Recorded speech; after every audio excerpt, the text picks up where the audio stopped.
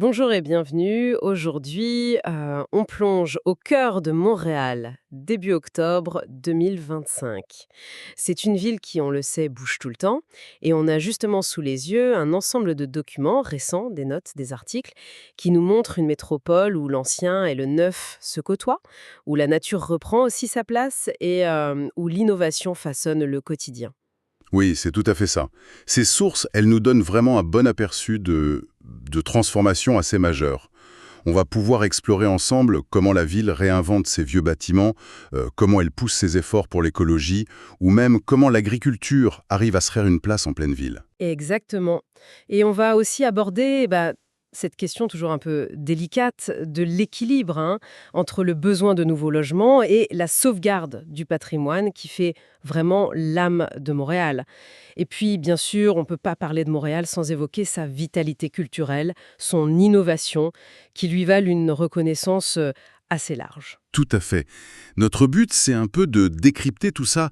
Comment Montréal fait face aux défis d'aujourd'hui, le logement, le climat, on y pense forcément, tout en essayant de garder son caractère unique et de rester un terreau pour la créativité.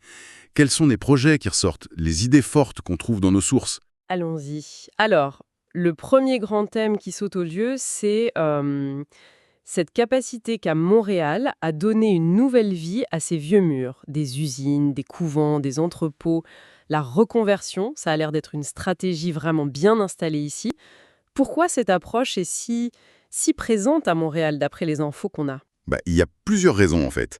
D'abord, il y a une volonté claire, souvent poussée par les citoyens et les politiques, de garder ce patrimoine architectural industriel. C'est une question d'identité, de mémoire quoi. Ensuite, écologiquement parlant, réutiliser une structure, c'est souvent mieux que de tout démolir pour reconstruire, moins de carbone. Et enfin, et ça c'est crucial, ces projets répondent souvent à des besoins criants. Le manque d'espaces culturels abordables, de logements sociaux, de lieux pour la communauté. Justement, les sources nous donnent un exemple très précis à Ahuntsic-Cartierville, au 333 rue Port-Royal-Ouest, une ancienne usine de marbre qui devient les ateliers CAB et le centre CAB. Et ce qui m'a interpellée dans les notes, c'est cette promesse d'ateliers d'artistes à prix abordable. Ah oui, ça c'est un point névralgique. Dans un marché immobilier comme celui de Montréal, les artistes, les artisans, ils sont souvent les premiers à devoir quitter les quartiers qu'ils ont aidés à rendre vivants. Donc offrir une vingtaine d'ateliers abordables, comme le prévoient les ateliers CAB, c'est une tentative pour essayer de casser ce cycle de gentrification et de précarité aussi. Le centre CAB, lui, avec ses 8500 pieds carrés pour les expos, un café, une cour, il vise à créer un vrai pôle culturel bien ancré dans son quartier, tout en gardant la structure en briques d'origine. C'est important ça. On sent que c'est pas juste un cas isolé d'ailleurs. Les documents mentionnent d'autres exemples comme la fonderie Darling, le centre Phi. Oui, tout à fait. Ces exemples montrent bien que ce n'est pas qu'une mode, c'est une vraie stratégie pour la ville qui a fait ses preuves. Ça permet de redonner vie à des secteurs sans pour autant effacer leur histoire. Et cette idée de répondre aux besoins des gens via la reconversion, on la retrouve ailleurs, mais plus côté logement social, avec le projet du couvent de la résurrection à Rosemont-la-Petite-Patrie. Ah oui, le 2500 rue Rosemont. Les notes parlent ici d'une double fonction, logement social ou abordable et des espaces communautaires. Tout ça avec l'aide du programme Accès Logis Montréal. C'est un sacré changement pour ce bâtiment qui a une longue histoire dans l'éducation, le social. Ce qui est particulièrement intéressant ici, c'est la synergie qu'il recherche. Plutôt que de devoir choisir entre garder le patrimoine, répondre à la crise du logement ou renforcer le tissu communautaire, ce projet essaye de faire les trois en même temps. Transformer un ancien couvent en plusieurs dizaines de logements pour des ménages à faible revenu et y mettre des salles pour les assos locales, des ateliers. C'est une approche vraiment intégrée. Elle reconnaît que les besoins en ville sont multiples, interconnectés. C'est là qu'il y a une partie de l'innovation sociale du projet, en fait. D'accord. Bon, passons à un autre courant fort qu'on a repéré dans nos lectures. Tout ce qui est écologie urbaine, verdissement, on sent qu'il y a une accélération, peut-être une urgence face au climat. Les microforêts à Mercier-Hochelaga-Maisonneuve, c'est un exemple assez frappant de ça. Ouais, oui, ces mini-forêts inspirées de la méthode Miyawaki, c'est fascinant. L'idée, c'est de planter très très dense avec des espèces d'ici, sur des petites parcelles, parfois des terrains un peu oubliés. Le but, c'est pas juste faire joli, hein, c'est d'accélérer la création d'un petit écosystème résilient pour combattre les îlots de chaleur, améliorer l'air, aider la biodiversité locale. C'est un peu une tactique de, comment dire, guérilla verte, quoi. Ça montre qu'on peut agir même à petite échelle en utilisant des espaces qui servent pas à grand-chose. Ça s'inscrit bien dans la stratégie plus large de la ville pour augmenter la canopée, la résilience. C'est une approche très ciblée, oui. Mais les documents montrent aussi des stratégies beaucoup plus larges. J'ai été assez marquée par l'ampleur du plan vert 2025-2030 de l'arrondissement de La Salle. 4 grands axes, c'est ambitieux. Qu'est-ce qui rend ce plan particulièrement notable, d'après vous, en lisant les infos? Ce qui est fort avec le plan de la salle, c'est son côté global, vraiment à l'échelle de l'arrondissement. C'est pas juste planter des arbres.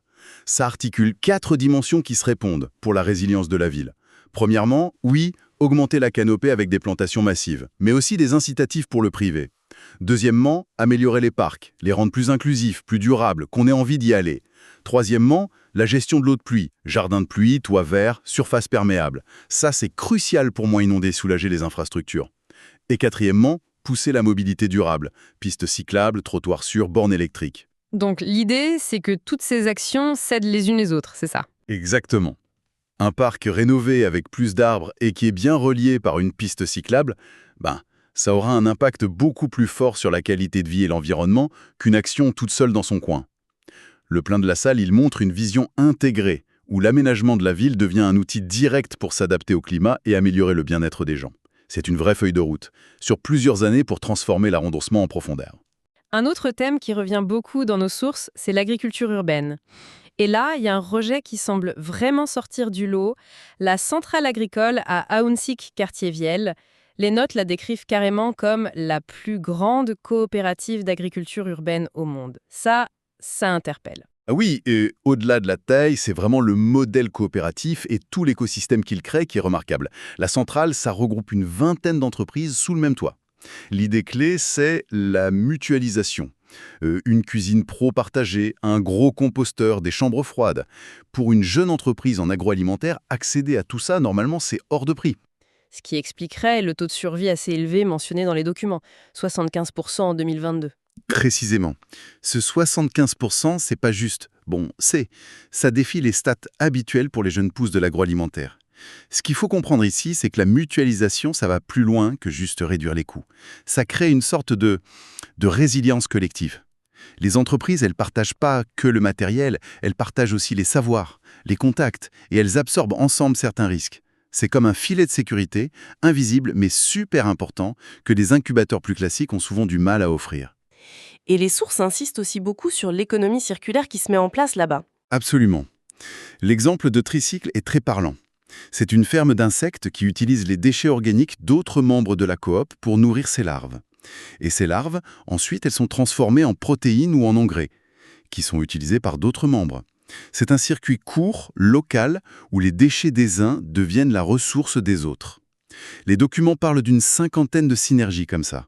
C'est cet écosystème intégré qui fait la force du truc. La croissance est là aussi, visiblement, avec une surface de production intérieure qui a triplé pour atteindre environ 52 000 pieds carrés en 2022. Oui, mais cette croissance, elle pose une question importante pour l'avenir des villes. Et est-ce que ce modèle de hub agricole coopératif basé sur la mutualisation, l'économie circulaire, est-ce que c'est durable à long terme? Est-ce qu'on peut le reproduire ailleurs? C'est sans doute une piste très prometteuse pour améliorer la sécurité alimentaire locale et développer une économie plus verte en ville. Abordons maintenant un enjeu plus classique, mais toujours aussi complexe. Cet équilibre entre le développement, la croissance et la préservation de l'histoire, du patrimoine. Les documents nous orientent vers Pointe-Saint-Charles, comme un laboratoire intéressant pour observer ça. On y voit notamment un gros projet résidentiel qui prend forme près du canal Lachine. Oui, le projet du 800 logements sur la rue Saint-Patrick, au 1300-1304, faut se rappeler du contexte, hein. Ce coin de Pointe-Saint-Charles a un lourd passé industriel. Revitaliser ces anciennes friches le long du canal, c'est un sujet majeur depuis des années. Ce projet, il amène une densification assez importante. Et la mixité sociale semble être un élément clé du projet, d'après ce qu'on lit, avec presque la moitié des logements, 376, qui seraient sociaux ou abordables. C'est fondamental. Oui, surtout dans un quartier comme PSC, historiquement ouvrier, et qui subit aujourd'hui une pression immobilière énorme. Intégrer une part aussi grande de logements abordables dans un projet de cette taille, c'est pas rien. C'est une tentative, en tout cas c'est écrit dans les documents d'approbation, pour essayer de contrer la gentrification et de garder une diversité sociale tout en répondant aux besoins criants de logement. Après, évidemment, il faudra voir si ça marche sur le long terme. Mais en même temps que ce nouveau développement, il y a un autre grand projet dans le quartier, mais lui tourné vers le passé. L'agrandissement du pavillon Catherine Crollo à la Maison Saint-Gabriel. C'est un contraste intéressant. On construit du neuf pour mieux préserver de l'ancien. C'est exactement ça. La maison Saint-Gabriel, cette ferme de 1668, liée à Marguerite Bourgeois, c'est un vrai bijou patrimonial. L'agrandissement de son pavillon, qui porte le nom d'une figure importante de la congrégation Notre-Dame, sœur Sainte-Cécile de Rome, née Catherine Crollo, a un but très précis. Accueillir et conserver les archives de la congrégation. Et là, on parle de trésors, des documents irremplaçables sur l'histoire de l'éducation, des femmes, du développement social, religieux du Québec, depuis le XVIIe siècle. La valeur de ces archives doit être juste immense.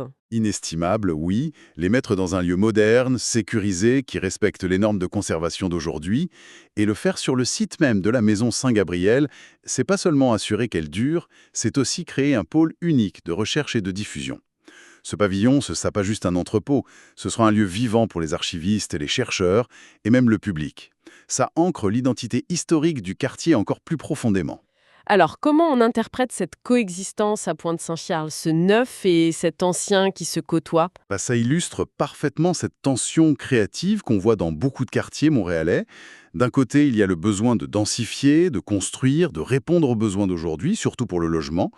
De l'autre, il y a la volonté de protéger, de valoriser un héritage exceptionnel qui définit l'identité locale. C'est dans ce dialogue parfois difficile entre le béton neuf et les vieilles pierres chargées d'histoire que se dessine le visage actuel de Pointe-Saint-Charles. Terminons notre tour d'horizon avec ce qui est peut-être la signature la plus connue de Montréal, sa culture foisonnante et son esprit d'innovation. Les sources rappellent d'ailleurs un sondage récent qui confirme l'attachement très fort des Montréalais à leur offre culturelle. Ils la voient comme bien plus qu'un simple loisir. Ah oui, ça c'est vraiment dans l'ADN de Montréal. La culture ici, c'est pas la cerise sur le gâteau, quoi. C'est vu comme un moteur économique. On parle d'emploi, de tourisme, de revenus, et aussi comme le ciment de l'identité collective. C'est un écosystème créatif complexe, parfois fragile, c'est vrai, mais absolument vital pour la ville. Et cette créativité, elle ne se limite pas à l'art. Les documents mettent en avant une innovation bien montréalaise qui a fait le tour du monde, Bixi. Le fait qu'il soit classé par le magazine Time dans le top 25 des inventions depuis 2000, c'est une reconnaissance assez spectaculaire, non? C'est une validation extérieure impressionnante, oui. Surtout que ça arrive, d'après les sources, en même temps que des records d'utilisation à Montréal même. Ce qui montre que ça reste pertinent localement, on l'a bien vu pendant des événements comme la grève de la STM, Bixi, c'est pas juste un gadget, c'est devenu un vrai morceau de la mobilité en ville pour beaucoup de gens. Mais l'impact va bien au-delà des rues de Montréal, apparemment. C'est là que l'histoire devient particulièrement intéressante. La technologie et le modèle d'affaires développés ici pour Bixi, ils ont été exportés partout dans le monde par l'entreprise PBSC Urban Solutions, qui est issue de Bixi. Pensez au système de vélos en libre-service de New York, City Bike, Londres, Santander Cycles, Chicago, Barcelone, des dizaines d'autres grandes villes. Beaucoup fonctionnent grâce à cette expertise née à Montréal. Une innovation bien locale qui est devenue un standard mondial, en somme. Exactement. Ça montre bien la capacité de Montréal à générer des solutions concrètes à des problèmes complexes des villes et à exporter cette ingéniosité. C'est une autre facette de l'innovation montréalaise, plus technologique, plus entrepreneuriale, qui complète sa réputation culturelle. Bon, si on essaie de rassembler un peu tous les fils de notre discussion, en se basant sur ces documents d'octobre 2025, on voit une ville qui transforme ses vieux bâtiments avec créativité, qui accélère ses efforts pour verdir ce quartier, s'adapter au climat, qui voit l'agriculture urbaine prendre une place assez significative. Tout en cherchant toujours cet équilibre entre construire pour aujourd'hui et préserver son histoire si riche. Et par-dessus tout ça, une ville dont l'identité culturelle forte continue d'alimenter une capacité d'innovation qui est reconnue et même exportée dans le monde entier. Quelle lecture globale on peut faire de toutes ces tendances? Ce qui ressort, je trouve, c'est l'image d'une ville qui ne subit pas juste les changements, mais qui cherche activement à façonner son avenir. Montréal semble toujours en train d'expérimenter en mélangeant son héritage avec des solutions nouvelles pour affronter les défis d'aujourd'hui, que ce soit la durabilité, le logement, le vivre ensemble. Il y a une sorte de plasticité, une capacité à se réinventer sur plusieurs fronts en même temps qui est assez remarquable. Une ville en dialogue constant avec elle-même, en quelque sorte. Pour finir, peut-être une dernière piste de réflexion à laisser. Mais en regardant la diversité de toutes ces initiatives, des plantations très denses sur des petits terrains aux grands projets immobiliers mixtes, des ateliers d'artistes abordables dans une vieille usine, à la conservation d'archives centenaires, d'une coopérative agricole unique à une technologie de vélo partagée devenue mondiale, on peut se demander légitimement, mais c'est quoi la suite? Quel potentiel encore caché dort dans les interstices de Montréal, prêt à émerger d'une nouvelle synergie peut-être inattendue entre son passé et son avenir?